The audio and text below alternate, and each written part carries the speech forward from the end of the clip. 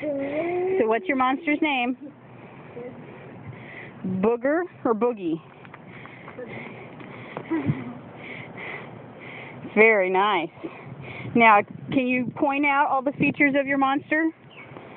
Come here and point out. Point out all the parts that you drew. Horns, eye, pupil, mouth, sharp teeth, body, boogie, arms, claws,